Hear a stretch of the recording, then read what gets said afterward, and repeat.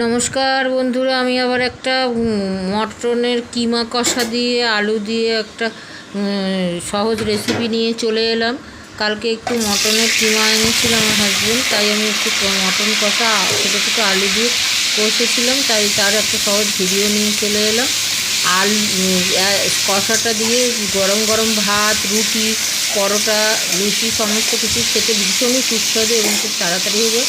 প্রথমে আমি এখানে মশলা করেছি, পেঁয়াজ, রসুন, আদা, গোলমরিচ, তারপরে কাঁচা লঙ্কা দিয়েছি আধা আধি, টমেটো সমস্ত কিছু পেস্ট করে নিয়েছি। পেস্ট করার পর কড়াইতে তেল দিয়ে জিরে ফোড়ন দিয়ে প্রথমে মটনের কিমাটাকে আমি ম্যারিনেট করে রেখেছিলাম সর্ষের তেল এবং হলুদ দিয়ে। আমি সর্ষের তেল দিয়ে আমাদের সমস্ত রান্না হয়। তারপরে আমি তার মধ্যে জিরে ফোড়ন দিয়ে মটনের কিমাটা দিয়ে তারপরে মশলাটা দিয়েছি। তবে মশলাটা এখানে অনেকখানি দেখেছি, মশলাটা আমি অন্যান্য ডিমের তরকারি করবো বলে তাই করে বেশি নিয়েছি, এতটা মশলা লাগবে না। তারপরে এবার মশলাটা দিয়ে আমি কষলাম। কষতে কষতে যখন এরকম তেল ছেড়ে কালারটা এলো, নুন হলুদ দিয়েছিলাম, হলুদ আগে দেওয়া ছিল বলে হিসাব মতো দিতে হবে।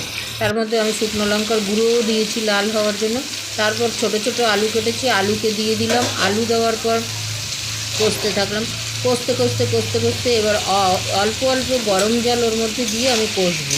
কষা হয়ে গেলে যখন ট্র্যাকচারটা একদম এরকম ঘন ঘন মতো হয়ে আসবে এবং তেল ছাড়বে, তখন একদম খুব সুস্বাদু হবে, বুঝতে হবে। এবং আলুটা একটুখানি খুন্তির জগা দিয়ে দেখে নিলাম আলুটা সেদ্ধ হয়েছে। সেদ্ধ না হলে আর একটুখানি জল দিয়ে ঢেকে চাপা দিতে হবে।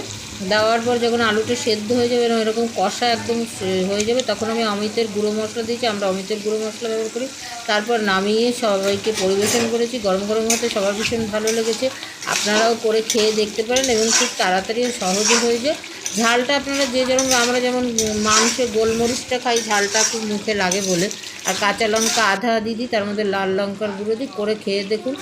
আপনারা প্লিজ আমার চ্যানেলটাকে সাবস্ক্রাইব করুন, শেয়ার করুন, কমেন্ট করুন এবং আপনারা নিজেরা করে খেয়ে আমাকে পরে কমেন্টে জানান কেমন লাগলো। আর দেখা হচ্ছে পরের ভিডিওতে। এখন তাহলে আসছি।